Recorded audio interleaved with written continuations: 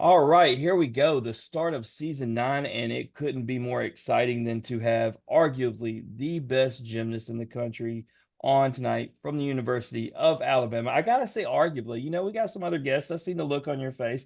Can't just say you're the best definitively, but there's definitely a case for it. But Luisa, how you doing tonight? I'm doing so great. I mean, the holidays just passed, got to spend time with family, and just super grateful. We had our first day of practice and it went super well. So, had a pretty good day today. That's awesome. And you made our day. As soon as, you came on before we even started this, you were smiling, you were excited. It makes us excited to do this interview because, you coming on here, being happy to do it, obviously having a good day, good holidays, just makes for a good setting. So, let's break the ice before we get into telling your story. I started some new icebreakers with every season. We bring some new ones. So, if you listened to any previous episodes and got prepared, I'm sorry because you're not going to know the question. But if you could be any animal, what animal would you be and why? So, I get this question asked a lot, and I want to say elephant, not just because of Bama. It's been a long time favorite of mine. The woman leads the herd. So, my mom, she's my hero and everything, and she's always instilled in me to be super independent, super driven. So I think it's cool that the woman leads, and they're just super respected, and nobody messes with the elephant. I think they're powerful and really cool. And you just taught me something because I didn't know the woman leads. So, Yeah, I'm getting schooled on there. I've always said that I thought, especially because Alabama wins in football a lot, obviously as an LSU fan, we obviously parade our tiger around. I thought, what if they just walked out with an elephant? I mean, what a statement. Like you already like dominate the sport. Just go on and walk out with an elephant too. It'd be right. wild. I think a long time ago they did it, like long time ago. Don't ask me about the story because I really didn't get into football until I got to Bama. So I just know it happened. So don't quote me. Hey, you just tell it how you heard it, and that's what really happened. That's what we'll go with. Right. All right. So gotta know what's your go-to good vibe song right now? What is it that makes you happy if you throw on to listen to? Ooh, good vibe song. That's a good one. Um, ooh, I love Beyonce, but Cuff It by Beyonce is the ultimate hype song, and it's the song that we play in our end of the day conditioning circuit, and it gets me through every time. So I'm gonna say Cuff It by Beyonce. Well, shout out to whoever's putting it on, getting you through the end of the day circuit. That's what's up. That's definitely good vibes if it's something that helps you get through that. For sure. So, what is your guilty pleasure? Don't come on here lying to us either. Like my guilty pleasure song or just in No, general? in general. So, like, is there a show that you Ooh. wouldn't think people wouldn't think you watch, or something you eat that people wouldn't think would be in your diet? Anything like that. Something that people would not expect. Okay, so every Sunday there's this Indian restaurant. It's called Sitar. And every Sunday I get it. So it's called Sitar Sundays. And Ella was the one who actually, my teammate, she put me on. I think it was like 2 years ago or something. But now slowly but surely it's trickled. And even the guys who own the restaurant, they know all the Bama Gym girls. And so Sitar Sundays are my favorite. I always get the chicken tikka masala with the garlic naan. I love it. It's my guilty pleasure watching that with like Survivor, Big Brother. Those are my go-to shows right now. So Well, Sitar and the show. I mean, this it's crazy, Daniel. She said Sitar, but now I've gotten off on like this thing. Like, it's amazing. You say Survivor and Big Brother, and we thought like we were like the only ones type deal.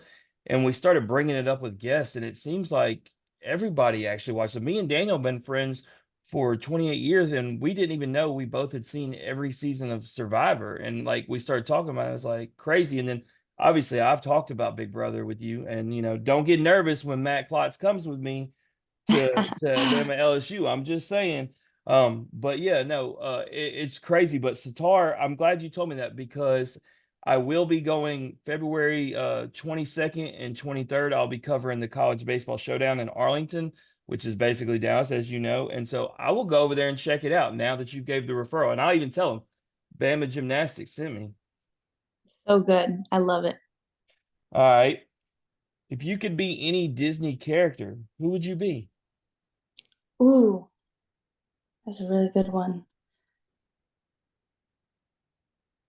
mean, I was always told I looked like Pocahontas when I was little. I was either Pocahontas or I was Jasmine.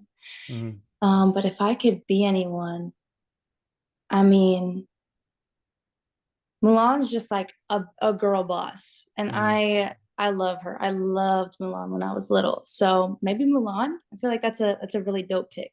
So I'm gonna That go with Mulan. that's definitely a good pick. But Daniel, I would find it complimentary if I was told that I look like Princess Jasmine, wouldn't you? I mean, I'd rather look like Prince Eric or somebody I'm like not talking about you as the guy. I'm talking about if I'm her.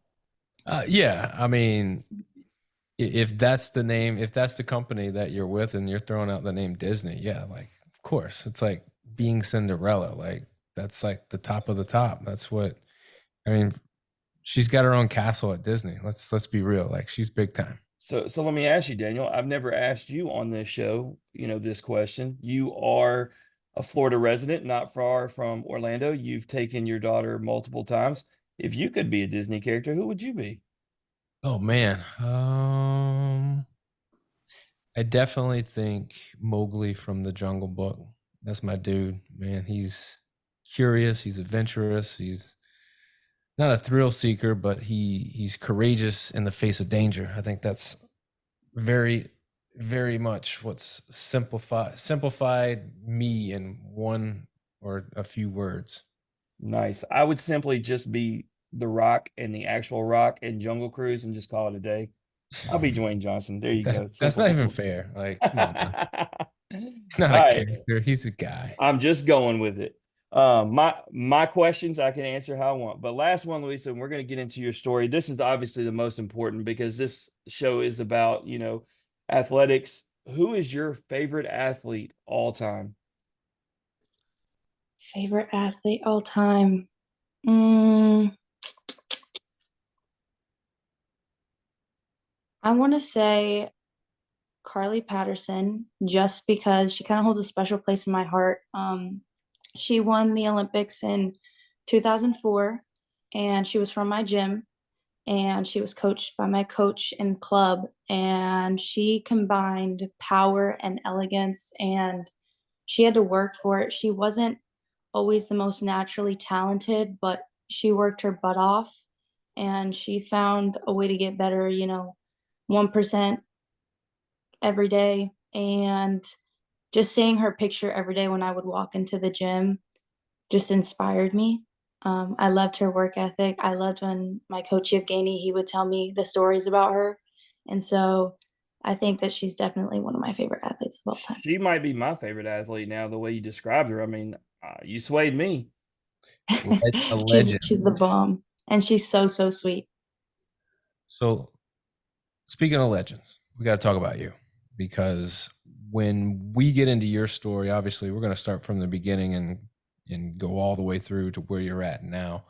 But there's pages upon pages, and Jim will tell you when he starts breaking it down. But I mean, there's so many accolades. We had to kind of thumb through it and pick out some of the highlighted ones because if not, we could have been here for hours just going over all the things you've accomplished. But prior to all that, obviously, you grow up in a city. Obviously, you talked about where you're from to us, but for the listeners, where are you from?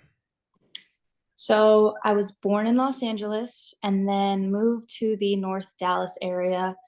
It's actually Frisco. I know I tell everyone Dallas, but nobody knows where Frisco is. And I was really young.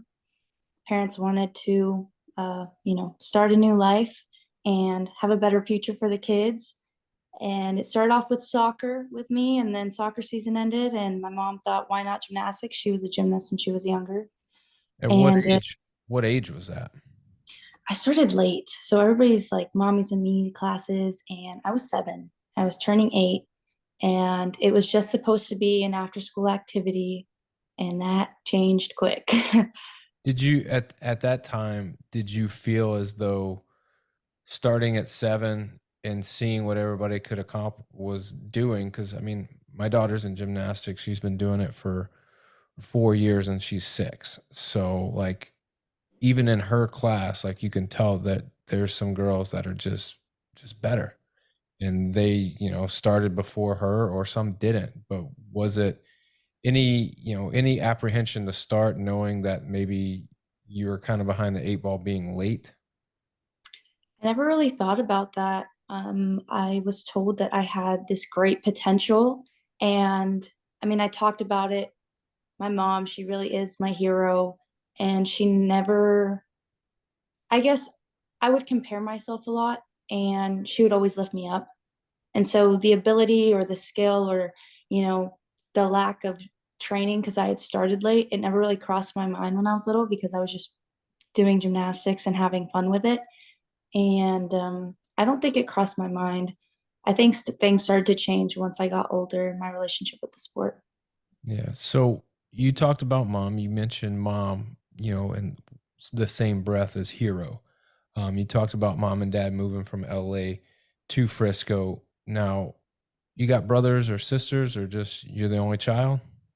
I have an older brother, and he's my best friend. And, kind of like my later teenage years, he kind of became like the father figure in my life. His name is Dario, and we have a 9-year age gap. So we did not get along when we were younger, just because of the age gap, and we didn't like the same things. And I always thought he was being annoying, and the me and older brother, but he really was being so protective, and he's always just been so loving.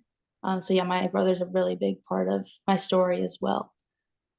So speaking of the story, obviously you talk about him being a father figure. Was there an event that happened where dad was no longer in the picture, or he was just kind of a secondary guy that was just, there for you on more of a you know, it's a different level brother and sister than, a parent and child relationship. Right. I was a daddy's girl when I was younger, and life happens. Um, my parents ended up separating. I was 11 years old, and it was hard on me at the time. I didn't understand it. But again, it was from that moment that my brother kind of realized what was happening. And I was going into the pivotal years that are your teenage years, and he really stepped in. But my dad separated. He was always very supportive of my career. Um, Unfortunately, like some things had happened, and my parents are originally from Colombia, and my brother was also born in Colombia. So my dad moved back when I was 16 years old, and that was pretty rough on me, but it made me tough as nails. And um, I know everything happens for a reason. So yeah, I'm just really thankful for my support system. And I know it's not a picture perfect family, but in my heart, it is. I mean, there's definitions of perfect, and it's all different for everybody. And, nobody can tell you what picture perfect to you is. Only you can describe that and paint that picture for people. I I think think it's, I think Daniel, when you talk about early, when you talk about starting gymnastics at 7, when we've had every other guest say 2, and then you talk about family, I think it's speaking more as we get into her story, just how she's overcame a lot. She didn't start as early. She's had, some family things, and just speaks more to your character as we continue to go through it. yeah, I think too, and, Luisa, you might can speak more to this, you know, when you have something like that happen, it's nice to have some type of outlet to channel all of your, a place to go where it's a safe space where you can not think about it or think about it, or, just kind of dive into something that's going to be just for you. And I think maybe gymnastics was that outlet for you, and it's paid off in spades for you, because I mean, obviously you're at the level that you're at now, but you started late and you were amazing. Really, the potential, you were able to unlock it, and you did a lot of amazing things growing up. I will say this is, we talk to a lot of gymnasts, and for whatever reason, I don't know what's in the water or what they're doing in Dallas, but there is a lot of really high level elite gymnasts that come out of Dallas. What's the secret there? I think just the competitive nature of having so many gyms in close proximity that every time you go to a meet, you are constantly, fighting for every single tenth from a very, very young age. It is It was extremely fun when I was little, but there was a part of it that was kind of cutthroat, and obviously the sport has changed. The environment of the sport has changed so much from when I was there, but coaching styles definitely influenced the type of gymnast that you became. I know my upbringing was strict, traditional. I was molded into this perfect little gymnast, and I know my story is similar to many other girls, especially in the Dallas area. So I'm glad things are changing, but it definitely, again, wasn't picture perfect, and it was hard, but it made us good. Yeah, I mean, you said it yourself. You're tough as nails, and having, the experiences that you've had is what allows you to be able to come on here and say that.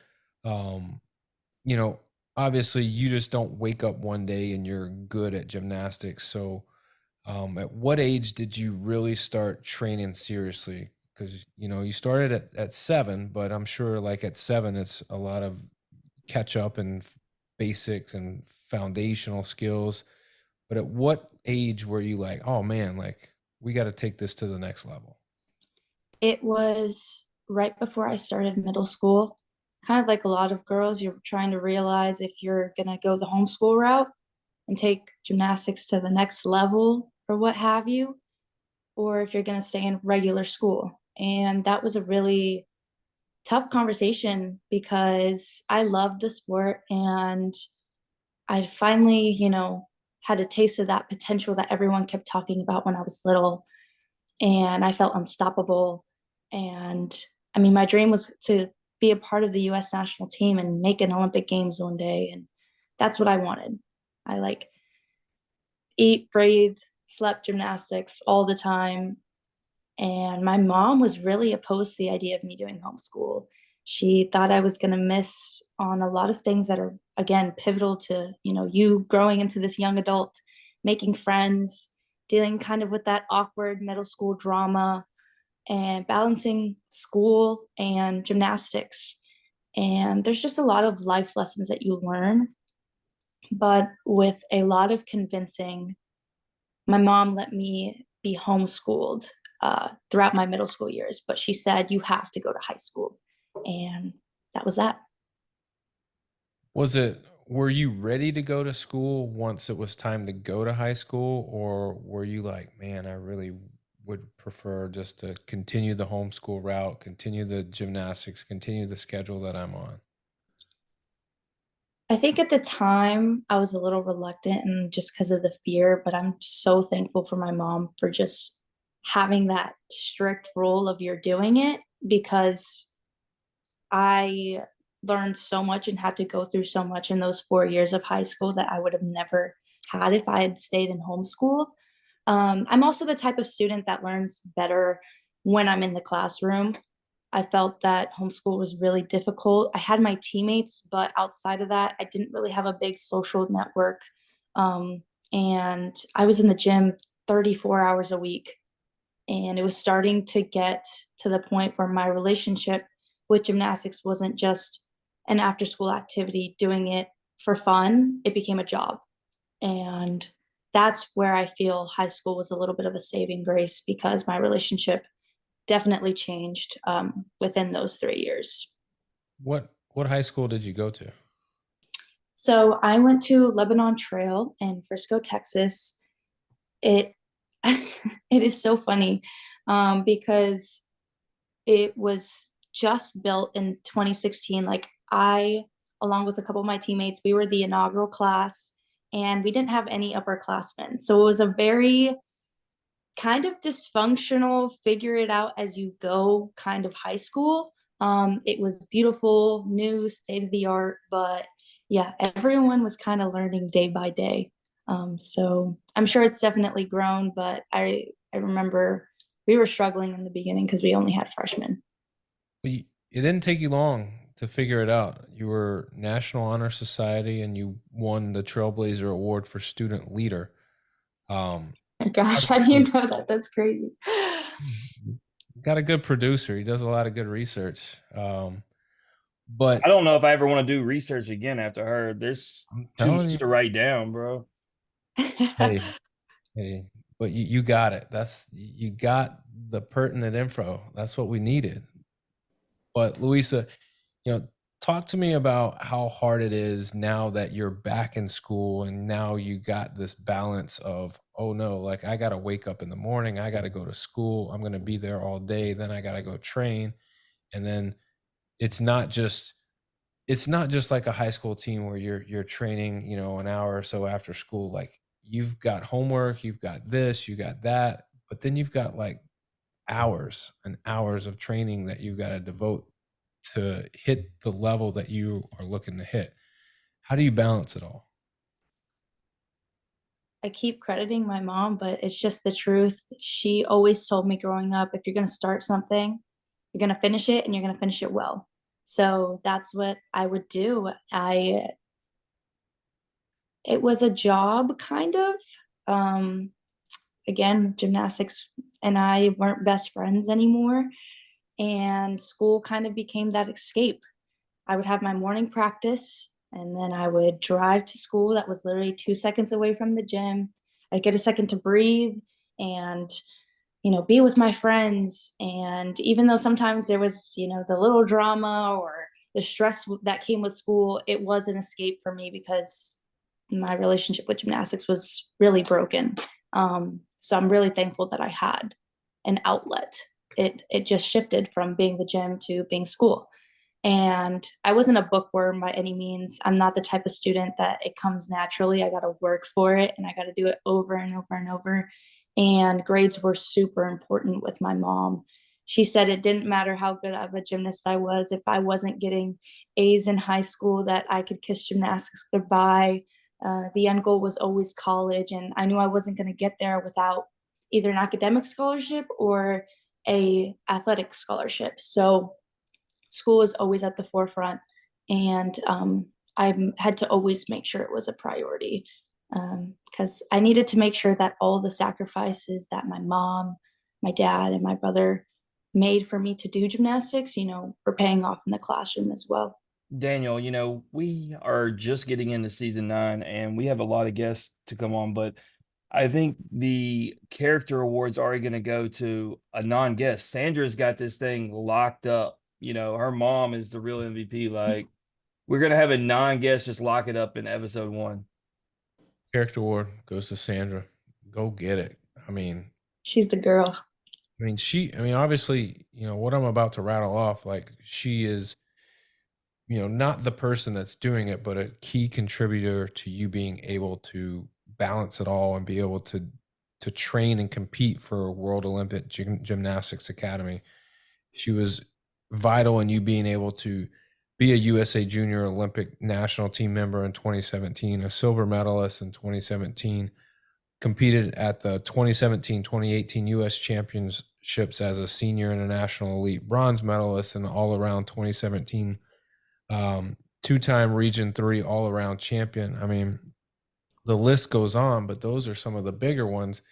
But yeah, being able to balance it all and do it all, like, it really prepared you for the next phase. And that's kind of what I want to get into now is that next phase. Obviously, you're starting to master some of these skills. You're an elite level gymnast. You are winning championships and traveling and doing all kinds of things and balancing the school, and you're figuring out life. And now it's college. Was college the first option, or was it training for Olympics? What was the next step once it's time for you to decide, all right, well, am I going to college or am I doing something else? Right. So when I was 14 years old, I had my first real injury, and I was very blessed to, be able to grow into my body a little bit before having that first injury, because that's what takes a lot of girls out. They get that first break of a couple months because you have to be out because of a surgery or a cast or whatever it may be. And it was really hard on me. I just couldn't fathom the idea of not being able to do gymnastics because of my body. I was always in the driver's seat and I was always in control, but this was one thing that was just out of my control. And I really did it to myself. I was training to qualify senior elite, and like I said, it was everything I wanted and dreamed of. I wanted to rep that USA, and I wanted to be on the wall walking into my gym every single day. I wanted to be that next little girl who looks like me, and I wanted to be her motivation. So when that first injury came and I was out for almost a year, I was devastated, and my dreams kind of shifted. And my mom, she just told me, don't give up. It's one day at a time. But I knew that the Olympics and elite wasn't everything, and that I could still be a very successful person and give it all back if I just went to college. So that's when it all shifted when I was 14. And the rules were crazy back then. So girls were committing at 11, 12 years old, eighth grade. So here I am going into my freshman year of high school, and nobody knows who I am. Nobody's talking to me. I'm not getting a single letter. And I'm just praying. And I'm like, okay, God, I'm waiting. I'm waiting. And again, just my mom told me to just have patience that the right school would come and find me. And definitely happened that way. So, Jim and I have this conversation all the time, and we hear athletes, not so, talking about committing in 8th grade and 10th grade, and you don't even know yourself, but to make a decision of where I'm going to go to school in 4 years, I don't even know what I'm eating for breakfast the next day, much less where do I want to go to school in Daniel, 4 think about it. years. My daughter just locked it down during her senior year. I couldn't even imagine having the conversations when she was in ninth grade. No, me, like I know the dumb stuff I was doing in 9th grade. There's no way I was ready to pick a college in 9th grade. Not a chance. But anyhow, you was there a list of schools eventually, or was it just strictly Alabama? It was really strictly Alabama and Oklahoma. I had talked to Georgia, but at the time, because I was born in LA, I really thought it was going to be this full circle moment and I would end up at UCLA. But they just really never showed interest. And I had to keep my options open. And I knew it was my dream to go to UCLA, but I had to follow God's plan. And I had to keep praying on it. I had to keep just following the course. And it was just like one thing after the next, because my gym just so happened to be the host for this Region 3 college camp where all these college coaches from around the nation come and watch the girls who are in Region 3. It's a showcase of sorts. And I was almost cleared from my shoulder. I tore my labrum to shreds and I was out for almost a year, but I was coming back and I hadn't been fully cleared, but I was like at that 8 month mark and I was like, I can do it. And I was sending out all these videos and I was getting a little bit of traction, but nothing for sure. And then goes my mom again. She's like, no, you're not doing it. You're not doing the camp. You're going to ruin your whole recovery for this showcase. And there's going to be hundreds of girls. Like, how are they going to just focus on my daughter? I know she's beautiful, but she'll prove it in some other way. And I didn't get to show off at that college showcase. And I was really, really sad at the time. But again, everything happens for a reason. And Bama was the first school that reached out to me. So why inevitably Alabama? Did you visit? Did you just go, they were the first ones to reach out to me. I'm committed to them. So Alabama was never on the radar. I did not want to live in the South. The only thing I did know at 14 years old was I was ready to get out of Texas. And Alabama seemed far enough. And they were the only school at the time who had shown some sort of interest. So I just kind of had to lean into that direction. So I came on an unofficial visit and I loved it.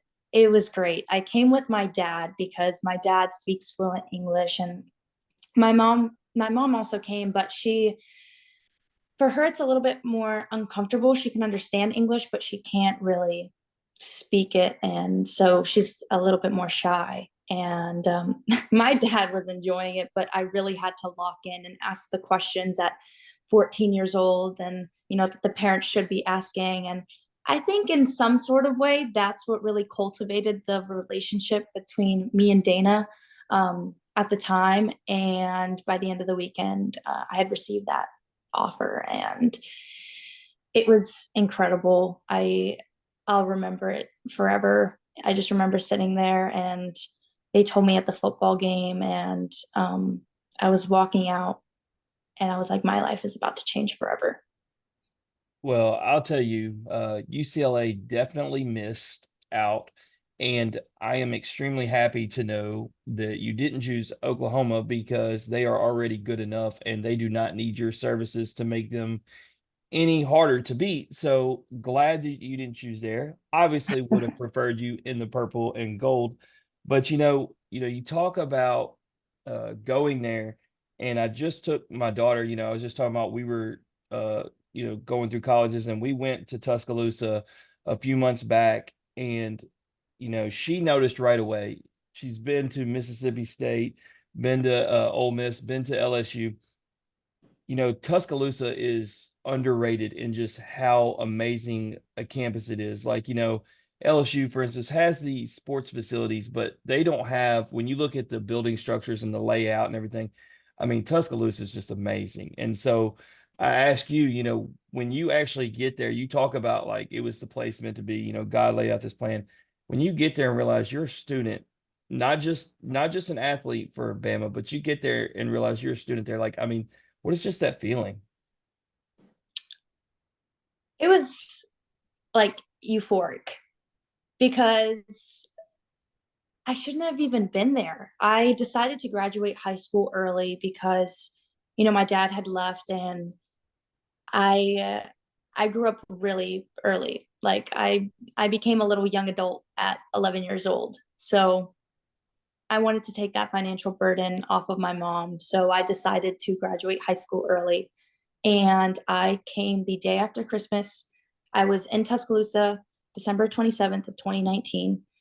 And I want to say I had less than 2 weeks of practice, and I was at Auburn competing. So completely packed up my life, did a whole 180 flip, and suddenly I was a college student, and it didn't seem real. But like I said, euphoric. Waking up, having to wake up on my own, get to class, go to lunch, go to the gym, go back to eat dinner after practice, go to study hall hours, and then do it all again the next day. Um, it was crazy. I was definitely pinching myself. It kind of felt like, is this real? Is this what I'm actually doing? And yeah, it just gives me chills thinking about it. Yeah, shout out to you for, like you said, taking um the route that you did to help the financial burden. That's such a big deal. I would be remiss though if I didn't say by not going in the fall of 2019, you missed the greatest college football team ever in LSU and Joe Burrow when they came to Tuscaloosa and won. That's your fault. I forgive you, but one day you're gonna think back, I could have went and watched Joey B, but it's okay. It's okay. Sorry. Had to sidetrack. I wouldn't be me if I didn't go that route for 1 second. But I do want to ask about that. I've been to Alabama soccer, football, baseball, gymnastics. When you go to a school like that that's good at everything, how much fun is it for you to, and I wanted to ask this before we got into everything gymnastics. How much fun is it for you to go to the other sporting events and get to take them in? It's awesome because you become friends in the dining hall. You become friends at Bryant, which is our study hall, all athletes study hall, and they're just normal people, and you watch them do their sports, and you're like, you're freaking awesome at what you do. Like, it's such a special thing.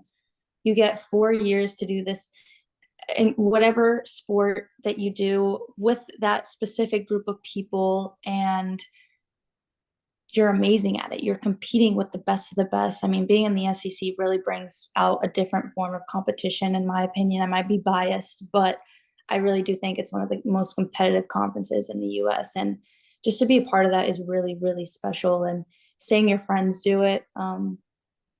Again, it's awesome. It's I mean, special. it's cool because you go to a school that is not bad at anything, literally. So like you can go watch, soccer, you can go obviously watch gymnastics, baseball, basketball, it doesn't matter. Y'all are good at it all. And so there's always constant activity if you're someone who likes sports. And like you said, if you have a relationship with those individuals, it's so much more fun to watch them have success. It's the same thing that me and Daniel do on here. Doesn't matter the team, we have our own teams, but we get to hear your story, get to know who you are, and we become fans. And it makes it that much better when we see you have success. So for you, yeah, doesn't matter who it is, you become friends with them and go watch them. It's just awesome to be a part of that college experience. And you said something about the SEC. We've had numerous guests say that's part of the reason they actually chose it. They wanted to be a part of the SEC, not just because it's Dominus Conference, but to actually be a part of all the sports programs. We've had plenty of athletes say that, that's part of their favorite part of the college experience is going to watch all the other sports. So it's really cool. But getting into gymnastics, I mean, freshman year, we will ignore that COVID, just ruined the world and just talk about the fact that you did manage to accomplish Scholastic All American, SEC All Freshman team, and honored as the newcomer of the year at the Crimson Tide's annual awards ceremony. So, forgetting the fact that, COVID came in and shortened the season and messed up a lot of things, you were able to accomplish a lot. Did it meet the expectations minus, the shortened season for you? Oh, it exceeded everything and more. I I had no idea what I was getting into. I didn't understand the team aspect of gymnastics. Again, I came into it, I'm getting a college education and I'm doing gymnastics, but it's not because I love gymnastics. And within those 2 weeks, once I stepped foot at Auburn and I finished my last routine, my last routine at Auburn, and I just see my teammates come running at me just with smiles, crying, and I'm like, okay, I get it now. It's incredible.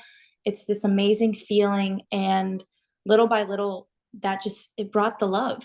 Every Friday night, I was like, this is what little Lou fell in love with when she first started. And college really changed everything for me. It was very short my freshman year, but I wouldn't change a single thing about it. Yeah, absolutely. And what you're talking about with the camaraderie of the team at the events, it's why gymnastics is arguably my favorite event live. I tell people what you see on TV doesn't match what you see when you're there. Hearing the girls cheer for y'all, seeing the excitement, watching them do your routines alongside.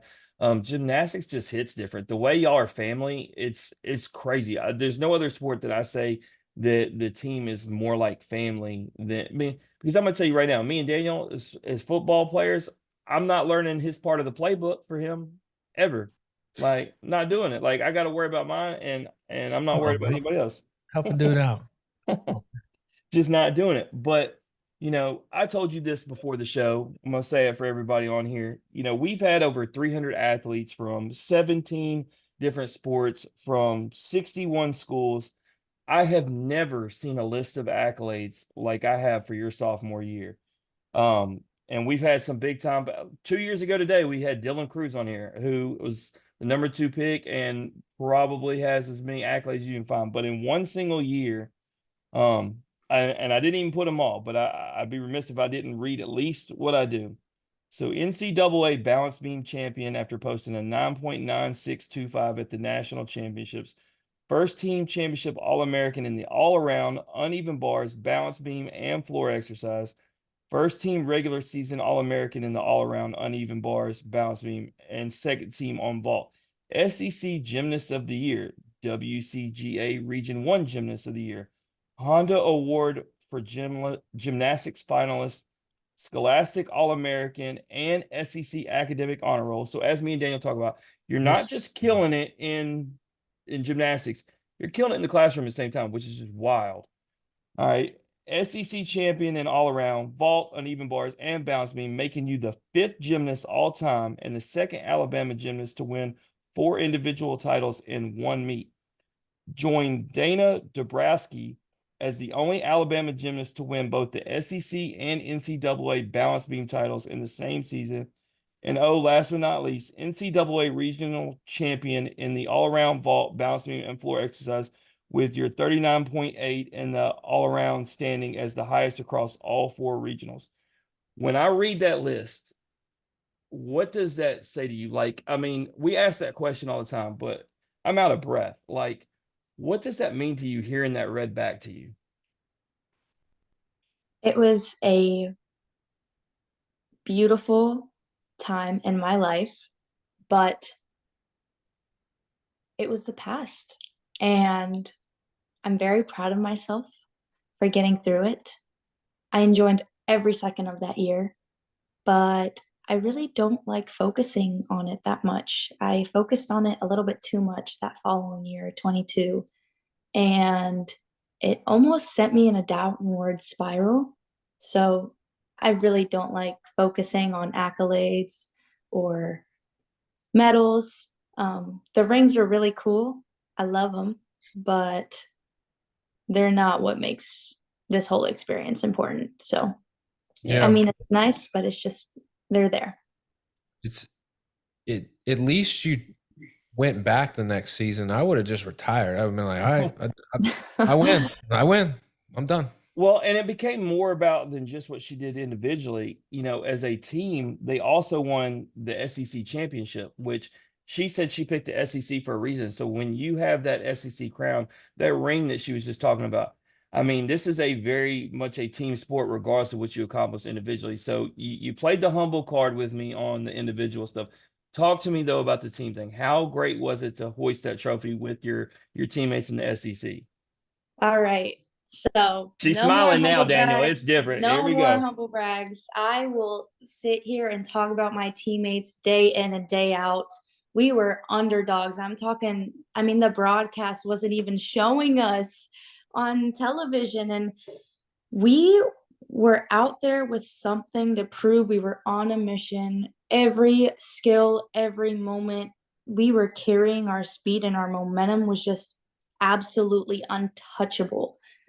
LSU had a great comeback because I remember they started off a little rocky. I think it was on bars, and totally mailed it in on vault because they're an incredible, just historic vault team.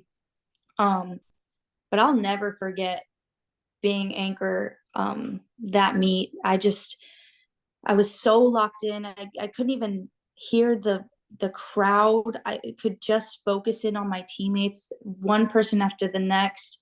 My heart was going a million miles a minute, but I knew the only way it was going to happen was if I focused in on what I did every single day.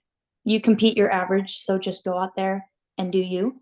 And that's what I did. I literally blacked out that moment. I let my body go into complete autopilot, and once my feet hit the ground, I stuck it. It's like everything went on blast. I was crying, I was screaming.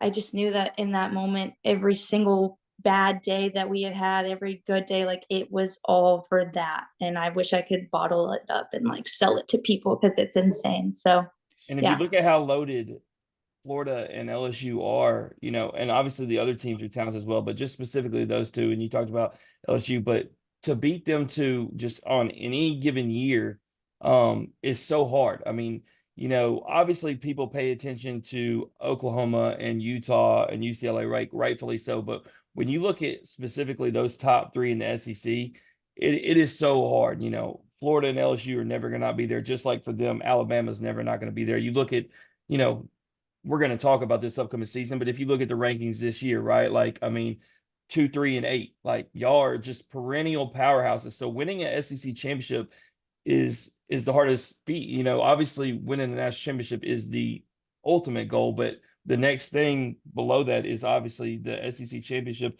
And so for y'all to accomplish that, like you said, you know, you'll brag on your teammates. I just know it had to be so much fun. Y'all were so proud of each other. It's a collective effort. So that leads into 2022, which, you know, you talked about. Y'all finished 7th in the finals. And let me ask, because we're sitting here talking about how hard it is to win a national championship. To make it to the end is an incredible feat without in itself. We cover baseball probably more than anything, and so the 8 teams that make it to Omaha, we say, making it to Omaha, like it's something to be proud of. A lot of people don't do the silver lining stuff. I feel the same way for gymnastics. Obviously, seventh probably leaves somewhat of a bad taste in your mouth, but you made it to the finals. Talk to me about that. Like, did you feel that way afterward, yourself, or even as a team that, hey, we gave everything we had. We left it all on the floor and we were there in the finals when it mattered. We just, came up short. That moment was definitely bittersweet because I was not only dealing with the hardship of the moment of coming up short with an incredible team. And I tell this to people all the time. Gymnastics is just getting better and more competitive. So it's not about how good you are anymore. It's how well you can perform in that given moment on that day and who has the heart. Because the team who has the heart and can put it all together is going to win that day. It doesn't matter. We're all incredible gymnasts competing at an incredible level. So I was battling that like kind of hard moment with my team and being like, it's my junior year. I only have one more year to make this. Is it going to happen? I'm disappointed within myself because I felt like I had so much more to give. I was coming off of a injury because I had a really ugly sprain at the SEC championship that year. And it took a physical toll and a mental toll on me. And I had got myself well enough to compete at nationals, 3 events. So part of me couldn't even be proud that I had even gotten through that injury and did what I could for my team. I was just so fixated on this, 7. And it was really, really, really tough. But life doesn't stop for anybody. So you got to get back on the horse, keep going. And man, my senior year, it was one for the books. Well, I mean, I'm gonna let Daniel get into that. I have one more question, and then I'm gonna let Daniel jump into that with you. My question is, I want to know. I always like to pick the brain of what the coaches say. The year before you win the SEC championship, then the next year you finish seventh. Y'all are climbing the ladder, getting closer and closer. Y'all have a lot of talent coming back. Going into the season that you want to talk about. What is the message from Coach Johnson to keep y'all focused, saying? We're there, like we're right there knocking on the doorstep. We just gotta, get a little bit better, and we're bringing home that title. right. I mean, it's a culmination of things, but again, just that we have something to prove. We had a lot of adversity just coming in with a complete wipeout of staff, really, and trying to build a relationship with the people who are supposed to keep you the most grounded, which are your teammates and your coaches. And that weighed heavy, especially on my senior class. And we were all figuring it out as it was happening. There was, like I said, life doesn't stop for anybody. So it was a really challenging time. But within that, Ash is just the most calm and poised and collective like individual I think I've ever met in my life.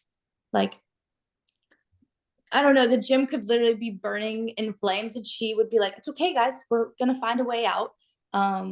And she just keeps reiterating the fact that we need to win the little moments. We are good enough to win the big ones and we know we can do it, but it's figuring out the little things, the little details that we can do and really celebrate and just take in all the little things that we take for granted, like winning the little moments so that you can get to the big ones.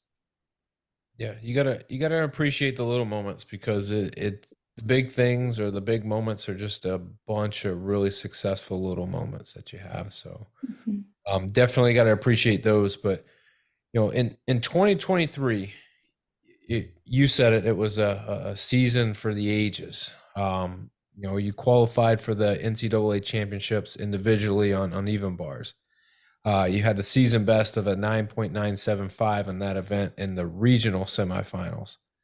You finished second place at the NCAA championships with a 9.95 on uneven bars, earning a championship and All-American accolades. It blows my mind, for starters, that second place is 9.95. Like the amount of points, the slimmest of margins between first and second, and it, to me, like, that just proves how difficult it is to win it all in as an individual or as a team in the gymnastics sport.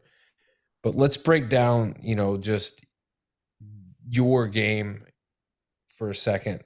Obviously, bars and beam. We hear you talk about bars and beam. So, of the two, which one of those do you prefer?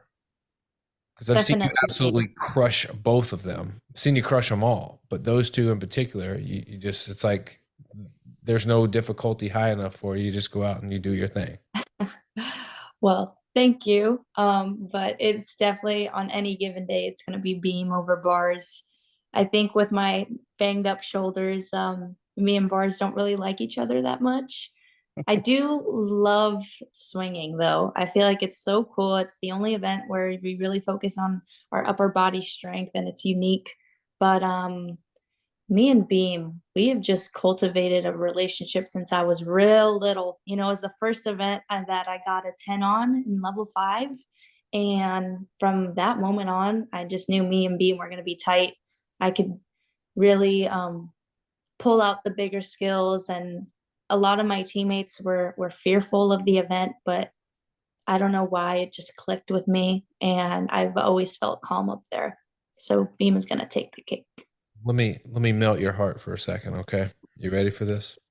Oh yeah. It's my daughter, right? She loves bars, and she was the exact opposite. She loved bars, but wasn't a big fan of beam. I don't really know what it was. I mean, obviously she's 6, so it's not like she's doing complex skills, but I think a lot of it was you get to swing around and hang and, whatever on bar, and the beam, like, there's this fear of falling and doing different things.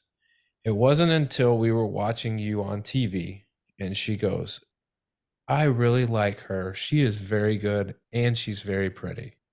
Oh, Those were her words. And so from that moment, like, she put forth a better effort to appreciate Beam, and now she likes Beam. So I would say you are a big factor in her getting over a little bit of a fear and anxiety of getting on the beam and doing some things. So thank you for that.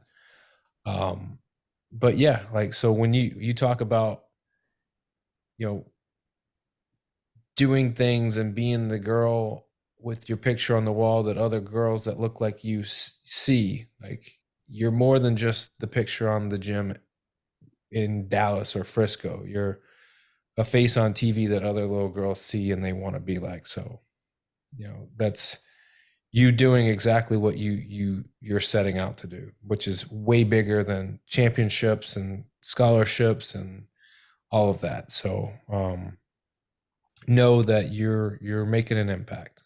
I'll say thank that. you so much. I mean, that really just means the world to me.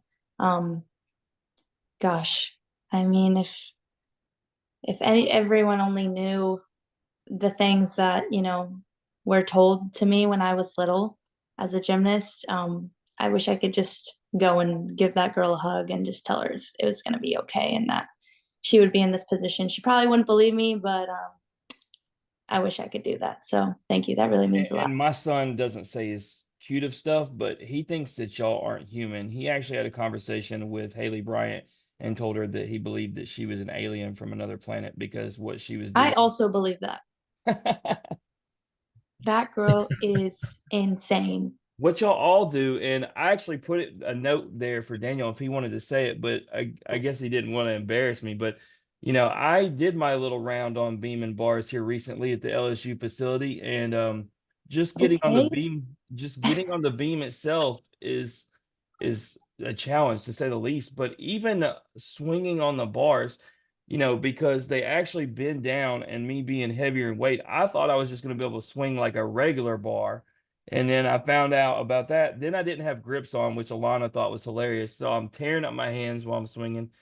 So I almost died doing beam and bars. So It's crazy that y'all do that. I get that I'm not trained or whatever, but they're both hard just to even get on. So shout out to you for dominating those.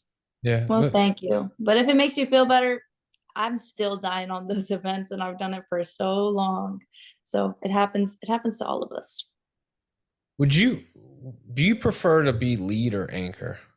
I've always wondered this because you mentioned Always anchoring earlier. always been an anchor ever since I was little. Even before college, I always loved being last. Shut it My down. mom my mom would tell me that I needed to watch my competition so I could know what to do to pull it out in the end. And now it's shifted in college. Now I see it more as a my teammates trust me, but there is still that competitive edge of knowing that you're last and knowing that you can bring it all home. Do Louisa, So you always going to be an anchor girl. it's actually crazy, and Daniel will agree with this because, like I said, we talk to baseball more than anything. It's crazy how similar this question is when we talk to pitchers because it really is a mindset thing. Some guys, even though they may be built to be a starter, prefer to come out of the bullpen and close, and vice versa. And we talk to them, and it's really mentality. And same thing with y'all. Like, do you feel comfortable being the first one up, or do you want to be the one to shut it down? I love shutting it down. I love a little mic drop at the end. Ooh, shutting it down? So speaking of shutting it down, all right. So season ends, you go to compete at the Pan American Games. You were competing for Colombia in your Pan American Games debut. You were the highest scoring eligible athlete in the all around final after posting a 50.099 score. You know, tell me about the excitement and what it means to represent Colombia in Paris for the Olympics. Gosh, I get this question all the time, and I still don't know how to fully encapsulate what it even means, how to pack 15 years of just hard work and dedication and good and bad and ugly all into how does it feel. But it is just a full freaking circle moment that really it just it happened because I took it one day at a time. If you would have told me at nationals that I would be going to Chile to compete for Colombia, I would have told you absolutely not. If you would have told me you're going to Minnesota to train with SUNY and you're going to live there for a month and go back to elite gymnastics, I would have laughed in your face. There was just no way. I loved college too much, but it's just at the end of the day, I didn't want to look back on my fifth year, my final year in my career, and be like, what if? What if you would have just pushed a little harder? What if you just would have entertained the thought? What if, whatever, you know? So being able to represent Colombia, not only give back to such an incredible community of people, but represent my family and represent just this whole I don't even know, like just a love and appreciation and a pride to be Latin American. It's something that I hold very close to my heart, and I'm proud that I get the opportunity to do it. It doesn't even seem real to me. I don't like thinking about it. I know it's happened and I earned it, but it still doesn't feel real in my head. Well, it's common, and you know, I guess the biggest question is really how do you like knowing what's in front of Alabama this season, national championship aspirations, but also the Olympics after that for you personally. Like, how do you stay focused on the national championship, or is it just one of those things? It's exactly what most athletes say is it's day to day, just getting better every day, and then when that time comes, I'll tackle that one day at a time. Or is it something where I've got to be working now on winning a national championship, but I also got to be working on what's after that? So I'm going to the Olympics to fulfill the dream that I had when I was a little girl. Um, I'm going to be rooting for the girls that are in it to win it. No, Team USA. I am Latin American. I'm Colombian American, so I have ties to both, but my story is a little different. And the cool thing about me and my story is I get to prepare for the Olympics while chasing a national championship. And I think that's really unique and special. I'm not going to, break my body to try to do something incredible at the Olympics. I'm going to do what I always have and just do me. And it is a combination of taking it a day at a time, but it sounds crazy for me because it's a foreign concept, but knowing when to take breaks because I have been going since April of this year. Not making it to nationals as a team really fueled my hunger to want just to be there, to know that we're good enough. And that's kind of been carrying me this whole time. So I'm just very excited for the upcoming season. And I know that this one really is, the finale. So I just want to soak it all in and know that even though they're two completely different things, Olympics and NCAA, they kind of like live in this weird, I don't know, middle space that is my, journey. So Daniel, did you ever think, when we're talking about crazy, did you ever think we started this podcast by talking about Michael Jordan in the Last Dance documentary, and then we started interviewing college athletes and getting their story. But we have now had on Aaliyah Finnegan and obviously Luisa, who will be competing in the Olympic Games this summer. And then we recently just had Matt Klotz on, who's won numerous medals, obviously in swimming.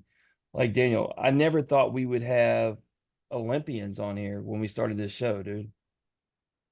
Hey man, it's one of those things, dude. Like good things happen to good people. We're good people, and so Why are you lying to people? look. I mean, I try to be good every single But I day. mean, Louisa, I'm being I'm just serious. This summer, like I never thought I would be turning on the Olympic Games and say, between you and Aaliyah, I know them. They were on our show. Like I have a rooting interest outside, like you were talking about America. I have a rooting interest outside just USA. Like I'm literally legitimately rooting for two, young women that I know y'all's heart. I know your personality. I know how hard y'all work. And it would make me nothing happier, as much as I want the red, white, and blue. I mean, I served in the military, so of course I want the red, white, and blue. But if you're holding the gold and USA's holding the silver, I won't feel bad one bit. oh, well, that's really sweet. Thank you so much. that's how you grow the game, Jim. Right there. So I'm sure people will be mad that I just said that. America, I put America in second. I mean, if you put that clip on Twitter, there's going to be people that are going to say something about it. There's people that on Twitter or X that say something about everything. So, but Luisa, obviously, you in a few weeks you're going to be in Vegas. Alabama is ranked 8th, and you guys lead the season with the Super 16. How excited are you to one just get back at it, start the quest for a national championship, but also be invited to Vegas to perform and compete and do what you do best in front of the nation's best right out the gate? Right. I mean, you said it. It's right out the gate. We're not tiptoeing into season at all. It's a rivalry meet. It's us, Auburn, Cal, UCLA. These are really good teams that, you know, these girls are working just as hard as we are. But my team has the heart and we have the little details and we are acknowledging them and we are ready. And I know I brag about my teammates, but we have a really freaking good freshman class that are going to make an immediate impact. And we have veterans, Ella, Makari, Maddie, and some new faces that y'all haven't even seen. And, we're just keeping them in the back pocket, So my team is really stacked. Our depth is there and we're ready. And we have something to prove this year. So Speaking of them freshmen, I got to know how excited are you for Jamison Sears? I went to ask her to come on the show, and she was like, "Yeah, when do you want to have me?" And I said, "Actually, I want the season to be over. So I'm actually booking you for way on down the road.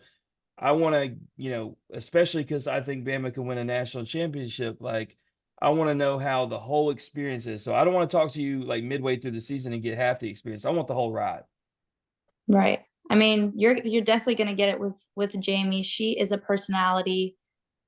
That girl, I mean, there's no off button to her. And I mean that in the most loving and best way possible. She is an incredible athlete, but just has a really, really big heart. And she's a very fun personality. And you guys are going to have such a fun time watching her this year.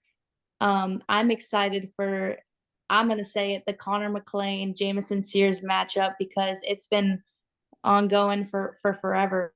And those two, especially being in the SEC, especially being Bama LSU, that's going to be a fun duo to watch. Well, you know, the country's going to have their eyes on you, LSU, Florida. You guys are going to have to travel to both LSU and Florida. I mean, obviously, you're coming out of the gates hot, but how challenging is it to go to places like LSU and Florida and compete and know like there's like we got to be on our A game. There's no room for error. Like we got to go and we got to take this. I would say yes, it is a challenge, but going to LSU and Florida are the best meets to go to. I mean, you got to take advantage of that crowd. It's unlike anything else. Even at nationals, I really enjoy those big meets like in Gainesville, in Baton Rouge, in Auburn. Like, there's just nothing like having a home crowd. It fires you up. I'm not gonna lie, I love it when the LSU crowd starts booing because it just gets us ready.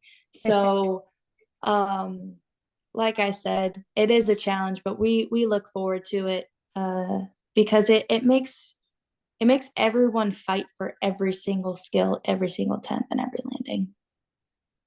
All right, so I'm going to close with this.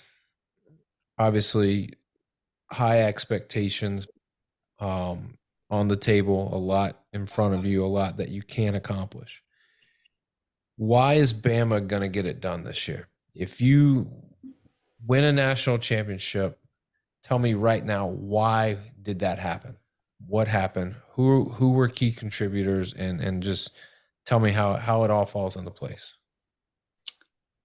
Bama's gonna make it this year because not only are we doing the things that we didn't last year, but we started from day one, building a foundation of trust within each other. You can't go out there and just put a great group of gymnasts together and expect them to win. Like, yes, they could, but when you put a group together that has the heart, the soul, the trust, you can't just make that up. You have to create it every single day. You have to make the relationships with these people. And when you go out there and you compete for something or someone that's bigger than yourself, it's just magic and it's not something that you can replicate. And we've been just really making that a point of emphasis every single day in practice. We have pre-practice meetings where it sounds funny, but we talk about what we either did during the weekend. We just came back from break. We talked about what we did with our families, and those little moments bring a team together because the gymnastics is there, but making sure you have the heart and soul and you can put it all together when it matters the most. That's why Bama's going to put it on top this year. I mean, I don't, not believe you except for the fact that LSU is going to win it all. But, you know, all jokes aside, I can't wait. That's messed up. I mean, she just told you why they're gonna win, and then you turn around and two words tell her why they're not. Come on. It's all right. When he interviews Jameson, we'll just wait till he interviews Jameson. If y'all win it all, you're gonna make a special guest appearance on our episode to tell me you told me so. So, but even if I believe that Alabama is going to beat them, I can't say that. You see the wall behind me. I have nothing but LSU, and we've had 5 LSU gymnasts on, and Kaya and Alana are like family. So I can't not say it, but I can't wait for March 1st. You were talking about that environment. It's gonna be a packed out, sold out PMAC. Like I said, Matty Ice is coming with me, but it doesn't matter who wins that. I'm going to get to see the best of the best in the SEC against each other. Like I said, anybody who's only watched gymnastics on TV, if you live anywhere near an SEC gymnastics team, got to go check it out. I would advise traveling, even if you don't live near. It just hits different. It's the crowd, like you said, watching the teams cheer for each other, the floor, actually hearing the music better during the routine. It's just all different. And March 3rd, Bama LSU is going to it's going to be electric. I can't wait. Like, I'm more excited for that probably than I am most of the other sports I got to cover this year. And I'm also going to watch y'all. Kaya sold me on it. Like, I would already be down for the SEC championships anyway, but when you tell me they're at the Smoothie King in New Orleans, New Orleans, my city, I told her, I said, you had me at New Orleans, I'm there. And Daniel, here's the crazy part. You may not even know. Luisa, there is no team I hate more in baseball than Florida. There's no team I love more than LSU. Florida LSU baseball weekend is that same weekend. So I am willing to miss the Saturday game, Daniel. I'm going to watch gymnastics Wow. in New Orleans. And so I look forward to seeing that show. I'm all in. But enough of me ranting and rambling. We've got to play a game that we've played with every guest. It's called This or That. This version, season 9, episode 1, is brought to you by The Athletic Collection. I am wearing the In Off the Bench hoodie. I'm wearing the black and white. I went neutral. I didn't wear Alabama, didn't wear LSU, but you can get all your gear, all your swag, not just In Off the Bench, but a whole bunch of different things. They are great. They have 5 of our athletes through NIL. Also want to shout out the Athletic Collection. All the posters behind us. Luisa, you got to get one soon. I want it on my wall. I don't know where it goes. If you actually saw my wall to the side, it's actually non-LSU athletes. So I do have a spot for you, but somebody's got to come down.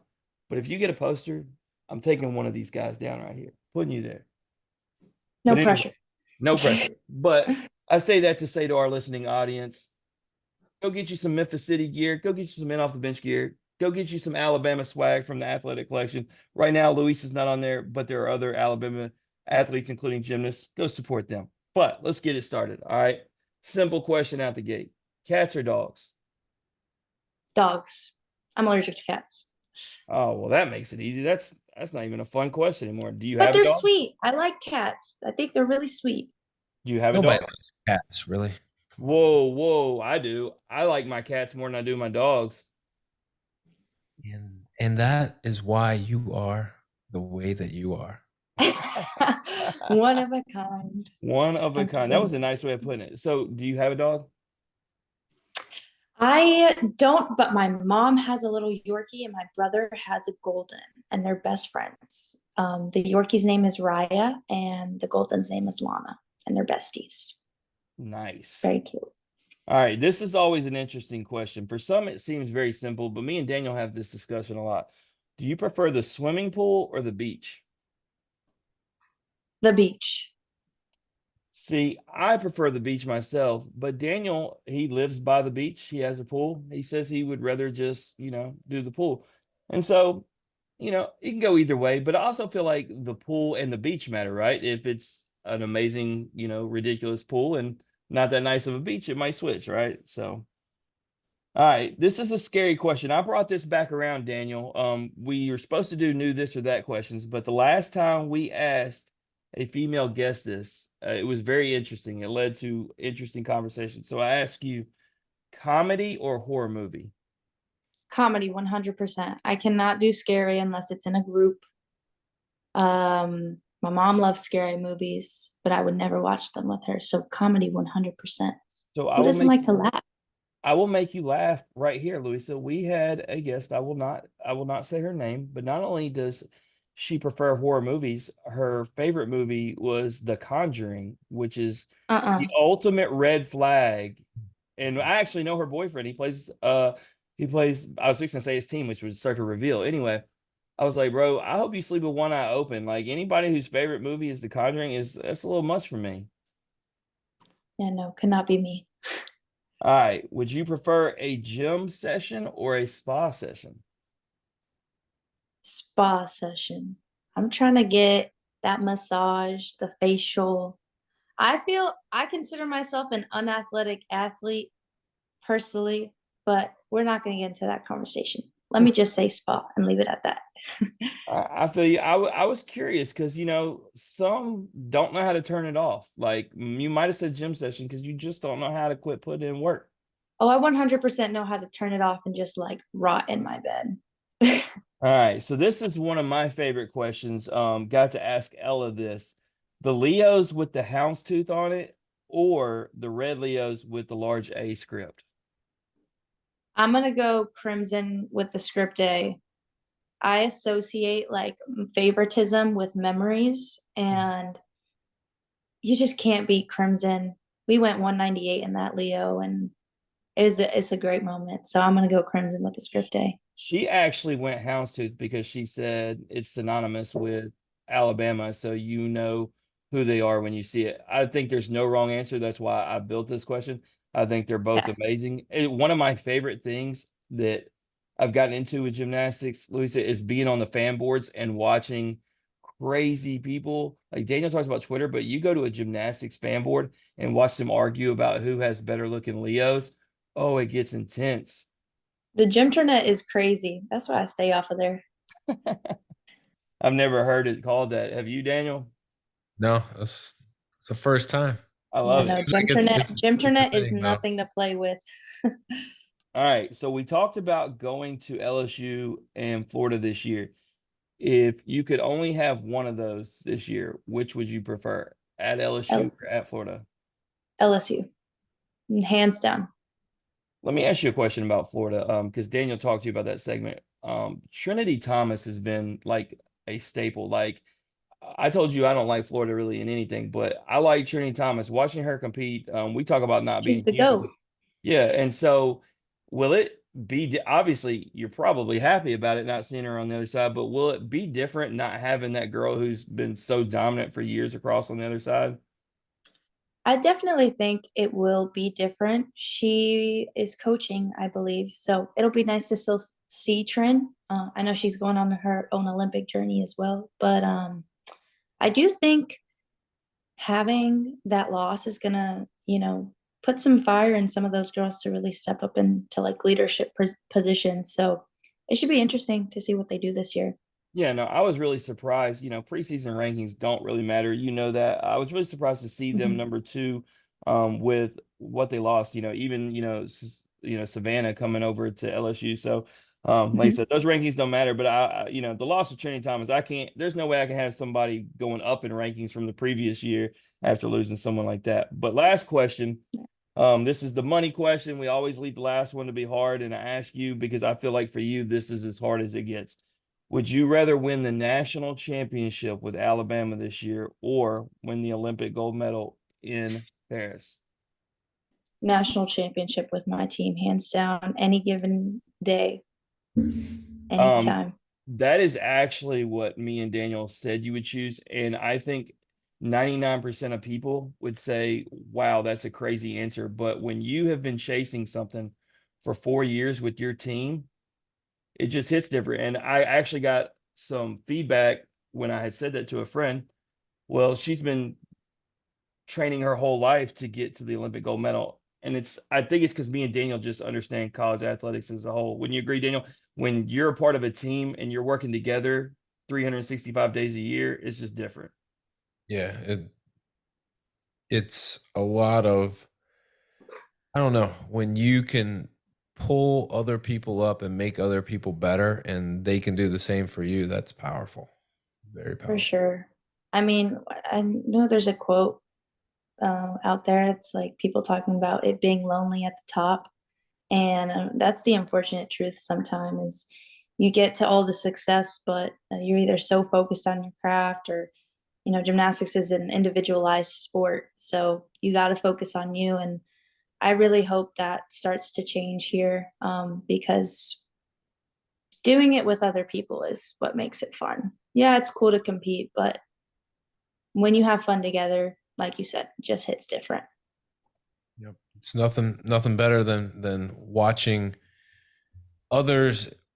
This is the coach in me coming out.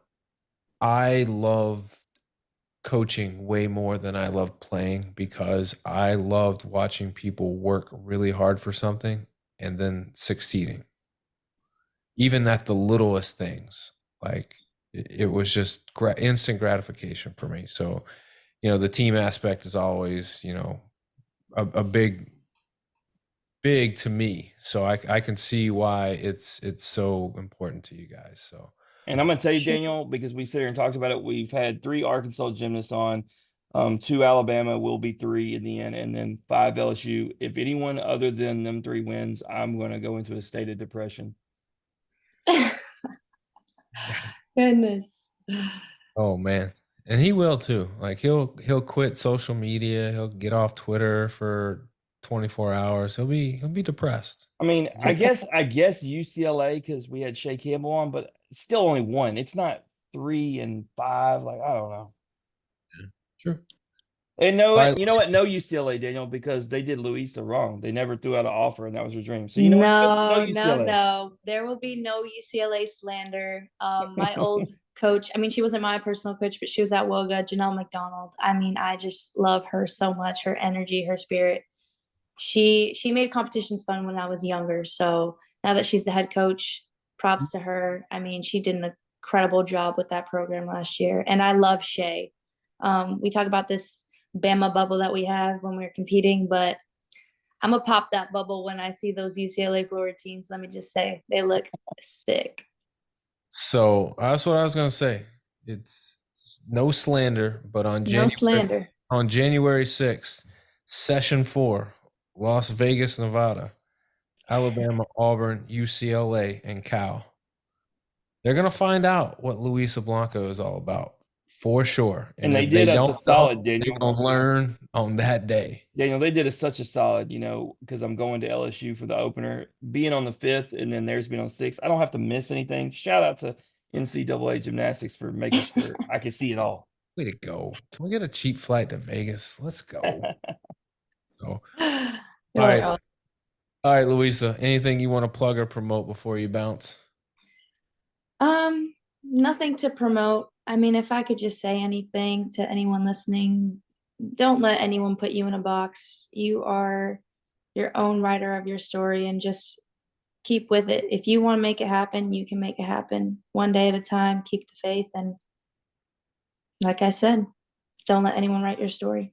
That's right. That's powerful. Y'all, we need to write that down, put it on a t-shirt, put it in a book, do something, man. That's well said. If you want to know more about Luisa, if you want to see what she's up to on a Wednesday night, maybe she's recording a podcast, maybe she's just chilling, watching some Netflix, doing her thing, going over to IG, Luisa F. Blanco. Or if you want to stay up to date with the Alabama gymnastics team, going over to Bama Gymnastics, and you'll catch updates, hype videos, performances, competitions, schedule. You'll get it all. So, Luisa, I appreciate you joining us. We wish you nothing but the best. And who knows, like this could be the start of a magical season for you guys. Hope. Thank you guys so much for your time. Absolutely. That's Luisa Blanco, everybody. I want to thank Luisa for joining us. And if you like hearing Luisa's story, or you just like hearing us average Joes talk X's and O's, please like and share the podcast on Facebook, retweet us on Twitter, listen and subscribe on Apple Podcasts, Spotify, and Anchor. As always, comments, ratings, feedback, thumbs up, hearts, hugs, love. We'll take it all. We're going to see everybody next week. We got episode 2, season 9. We're back at it again. Episode 2. We're going to be transitioning to baseball. Got a lot of baseball coming up. We got our Survivor baseball game coming up. And I mentioned that because our guest next week is on my Survivor tribe, the Memphis City Design Tribe. Wake Forest baseball star Josh Hartle will be joining us. This has been the Off the Bench podcast. As always, remember, strong body, sharp minds, grit and grind all the time. We're out.